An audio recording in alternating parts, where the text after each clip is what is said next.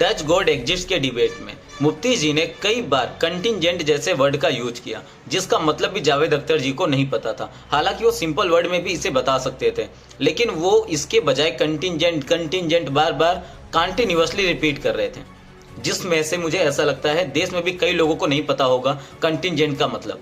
लेकिन मान लेते हैं अब हमें पता चल चुका है। इसका मतलब ये होता है कि अगर कोई वस्तु मौजूद है तो उसके पीछे कोई ना कोई वजह है, अगर वो वजह है तो वजह के पीछे भी कोई ना कोई वजह है। तो चलो आपके हिसाब से हम मान लेते हैं कि पृथ्वी के होने की कोई ना कोई वजह है, ब्रह्मांड के होने की भी कोई ना कोई वजह है, गॉड। इसका जवाब भी जावेद अख्तर जी ने दिया, लेकिन लोगों ने उन्हें ध्यान नहीं दिया, या मुफ्ती जी की बातों से ऐसा लगा कि वो इसका जवाब नहीं दे रहे हैं। जावेद अख्तर जी ने क्या कहा मैं बताता हूँ। उन्होंने साफ कहा था कि अगर किसी न किसी चीज के होने की कोई वजह है तो वो मान लेते हैं पृथ्वी के होने की वजह गॉड है।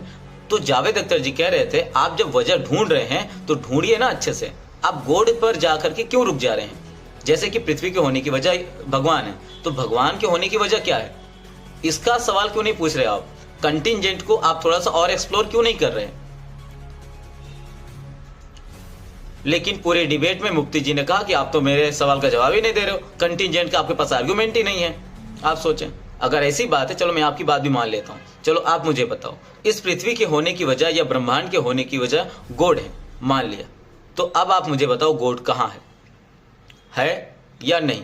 अगर है तो कैसे पता किया तुमने।